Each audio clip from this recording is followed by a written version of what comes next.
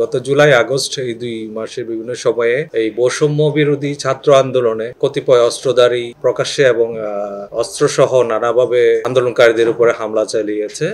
ধানমন্ডি এলাকায় অনেক হামলার ঘটনা ঘটেছে আমরা জানি।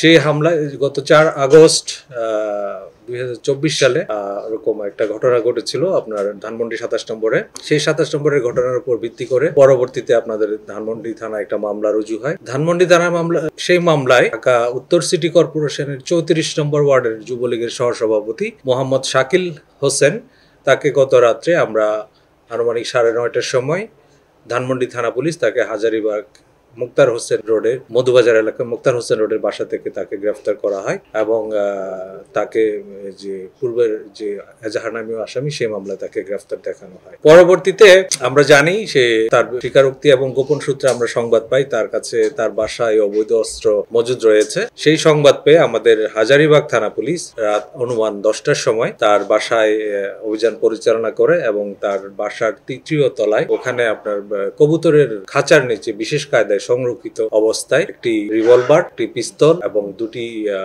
গুলির খোসা উদ্ধার করা হয় এবং সাথে আরো কিছু দেশীয় ধারালো ছুরি, চাপাতি এবং রামদা উদ্ধার করা হয়। ইতিমধ্যে আপনারা জানেন এই যে ধৃত যে আসামি মোহাম্মদ শাকিল হোসেন, যে কিনা যুবলীগ 34 নম্বর ওয়ার্ডের সহসভাপতি, তার বিরুদ্ধে বৈষম্য বিরোধী ছাত্র আন্দোলনের ওখানে হামলার অভিযোগ আছে, সেই সংক্রান্ত একটি মামলা আছে। তারপরে আপনার অবৈধ অস্ত্র রাখার জন্য তার বিরুদ্ধে আরেকটি মামলা রুজু করা হয়েছে হাজারীবাগ থানায়। আমরা আরো জানতে পেরেছি তার বিরুদ্ধে ইতিপূর্বে আরেকটা হত্যা মামলাও রয়েছে। তো আমরা তার বিরুদ্ধে আইনগত প্রক্রিয়া যে ব্যবস্থা আছে সেটা আমরা প্রক্রিয়াধীন রয়েছে এবং তাকে আজকে আমরা বিজ্ঞ আদালতে হাজির করেছিল আমাদের আজকের যে অ্যাচিভমেন্ট সেই সংক্রান্ত বিষয়।